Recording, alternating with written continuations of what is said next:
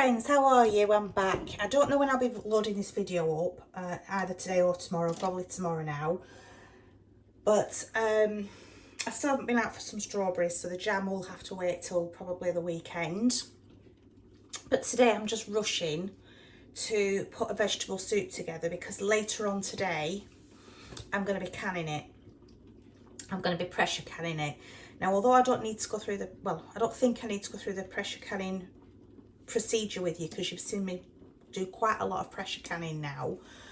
I'm just going to cook it and put it together and just show that just how I make it. I'm sure we all make vegetable soup differently. This is just how I do it for canning, or I'm going to be doing it for canning, and a simple, very basic recipe that you can just add to whatever you want. I just wouldn't add pasta to it until you're actually serving it. If you want to put pasta in your soup, don't put it in for pressure canning. Please leave it until you come to serve it and then just put some pasta with it. I usually put the really small, thin shreds of pasta in it. It's like really tiny. I don't know if I've got any handy. I don't actually know what it is. I can't remember what it's called now. It's a bit like really tiny, thin spaghetti, but it's in bits. I usually put that in. It's not got the usual name, that's why I can't remember the actual name for it. It's got a different name to it when I ordered it. I can't get anything like that around here where I am in the shop, so I do have to order quite a lot online, unfortunately. But that's what I tend to put in my soups. So, yeah, I'll show you what I'm doing now. I'll get my big pan out because I'm not doing this in the slow cooker or anything like that today.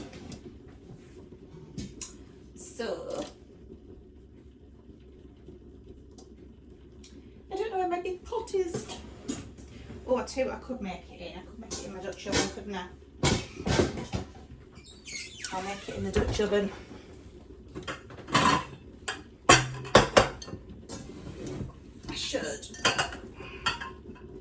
Ouch. I should have had all this ready really, shouldn't I, guys? So, I'll put the camera down. You can see what I'm doing. So I've just got some potatoes on. I'm just going to boil them for a few minutes, probably 5 to 10 minutes, just to partly cook those. Just turn that down a little bit. So all I'm doing here is frying up some onions. I have not got fresh garlic today. I'm going to use some ordinary, lazy garlic, or you could use garlic powder, although fresh garlic will be better.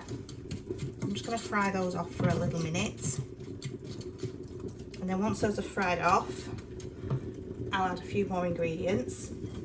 This is a bag of frozen mixed veg. That's what's going in today. And then I'll pressure can it all later when it's cooked and warmed up together. I don't have to fully cook it because it's going in the pressure canner. It will cook in the pressure canner. But I just want to put all the ingredients together into a soup, and then later on I'll can it when I get time, because I'm in a bit of a rush and I'm in between jobs at the moment. So I'm just trying to multitask. That's starting to... Doesn't matter what onions you use. These are just frozen red onions. You could use anything. I'm just frying them off now with a tiny drop. Even though I put a tiny drop of sunflower oil in there, I think I could have got away with not putting anything in there at all. But never mind.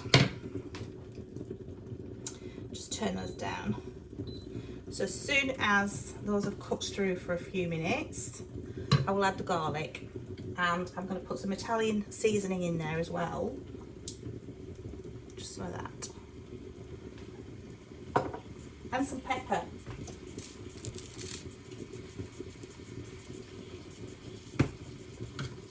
If you want to add salt, please do not add table salt, because we're canning it. I would either get some canning and pickling salt, or I would use some pink Himalayan salt, but I wouldn't use normal table salt. Not at all. Just grab little bit, pinch of salt. That's all I want, just a tiny pinch. And as you can see, that's the canning and pickling salt that I'm using. This. I don't use table salt in that. I don't think I actually own any table salt. I don't think I have any in the house.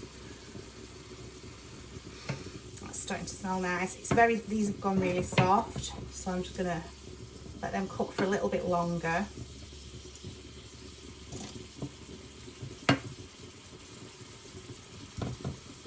That's the problem using frozen onions.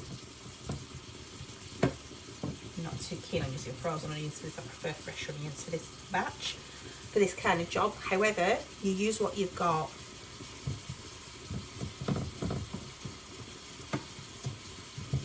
And I've got some frozen onions I want to get used up, because they have been in my chest freezer for about 12 months now.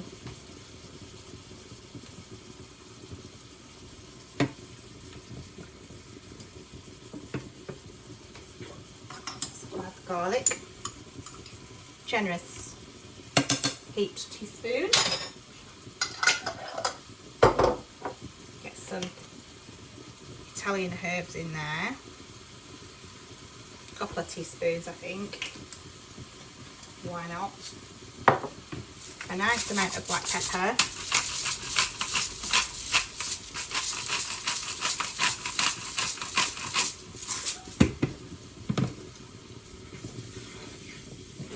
Oh, that's smelling absolutely fabulous.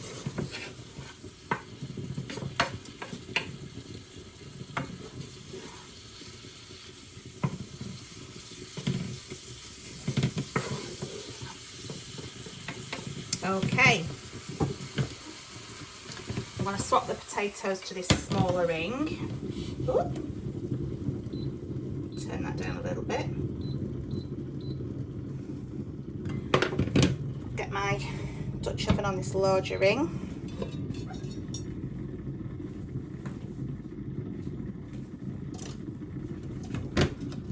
Turn up the heat.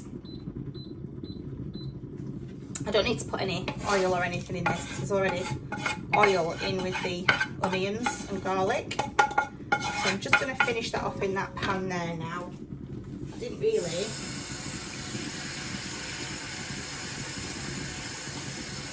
Need that frying pan. However, I haven't thought it through. And I think it's because I'm trying to multitask today. So I'm not planning very well because I'm just trying to do 100 jobs all at the same time, so I'm rushing everything. Okay, you can use fresh tomatoes. I've been out to the garden today, we've not got any tomatoes, so but you could use fresh tomatoes. You could just blitz them in the blender, or you could skin them and then put them in. I'd skin them and then put them in, because then I'd dehydrate the skins and use them in different recipes. But seeing as I haven't got any fresh tomatoes from the garden yet, I think they're going to be another massive fail this year, thanks to my dogs keep getting in the garden and ripping everything up, digging everything up. I've opened 2 cans of tomatoes. It doesn't matter whether they're chopped tomatoes, plum tomatoes, whatever. I've got one of each. Come on. I'm also going to rinse that out.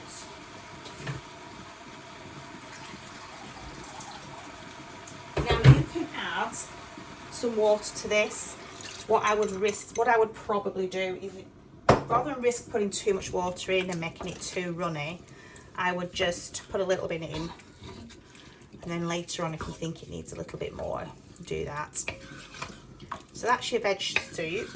That's the basic veg soup. I'm just going to drain these potatoes very quickly. Oh, there we go. Get my don't know where my little pot holder's gone. To make some more. Right, let's get rid of this.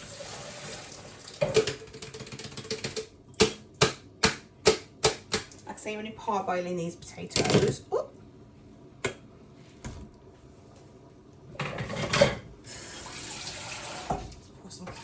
show you that.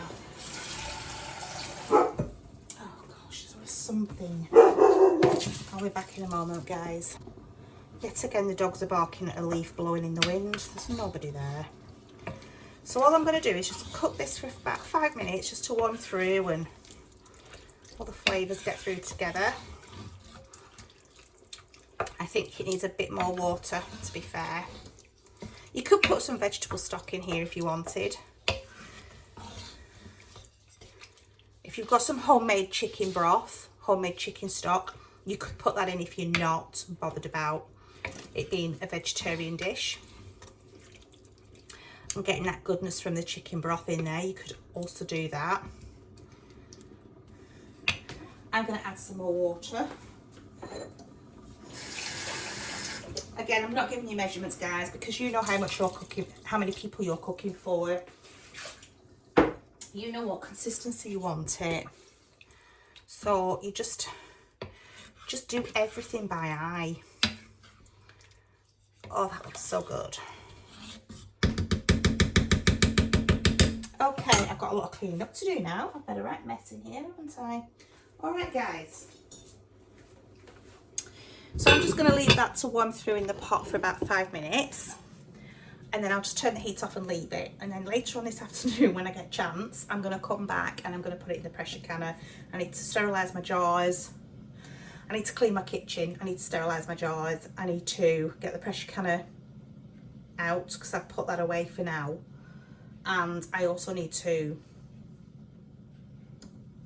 do a 1,000,001 jobs. This isn't the only batch of vegetable soup I'm going to be making this year. I'm going to be making quite a few batches to see us over the winter. This is what I'm doing now, prepping for the winter. So if you do want to see the pressure canning process with my vegetable soup, I can certainly do that. But I do have a lot of quite a few videos now on pressure canning. So all I'll be doing is putting them in a jar. If I choose to use big jars, I'll do them for 75 minutes. If I choose to use the smaller jars, I will do them for 60 minutes. I know it's a high acid food with the tomatoes in there, and you shouldn't have to pressure can, maybe some of you think, but because there's vegetables in there, potatoes and mixed veg in there that aren't a high acid food, I'm going to pressure can them to be on the safe side. I want them to be safe over the winter when I store them, and I don't want to take any chances, so I will be pressure canning this soup for that reason. So if it was just like a tomato soup and nothing else in it, you could probably get away with water bath canning. However, I've got a pressure canner, I might as well use it and get my money's worth out of it. So I'll be pressure canning that for, like I say, 75 minutes in a big jar. If I do the smaller pint jars, I'll do them for 60 minutes. I'm tempted to do them in the bigger jars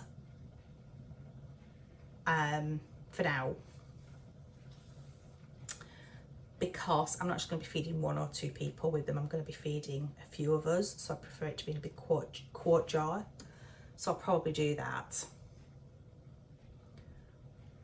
So I need to dig out all my jars as well so I can get them sterilised, washed and sterilised.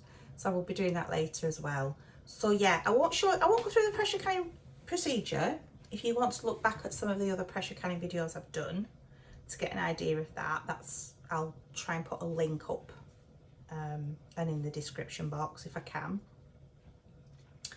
But if you do really want me to do pressure canning on this, then I will be doing another batch sometime before the winter, so I can always do that for you if you want. So yeah, that's my vegetable soup for today, guys, that is going to be canned and put away for the winter. It's August now, and we've not had a summer here where we are in England. We're in the northwest of England, and it's been dreadful all summer. We've not had a summer. Not that I'm complaining, because I know that some people have been having some horrific wildfires in their countries, and my heart goes out to them, so I'm not complaining. But I can certainly see signs of autumn coming quite soon. So the leaves are turning, and it's getting me in the mindset to start preparing for the winter now that autumn is on us almost. So regardless of what date it is, the seasons come and go as the seasons come and go. I don't think when the seasons are changing they're taking notice that it's not the 20th or the 21st of September yet. We can't start autumn yet.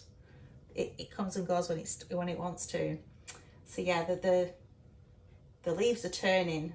Looking in the garden, the leaves on the trees in my neighbours' gardens are turning, and I'm prepping for the winter now.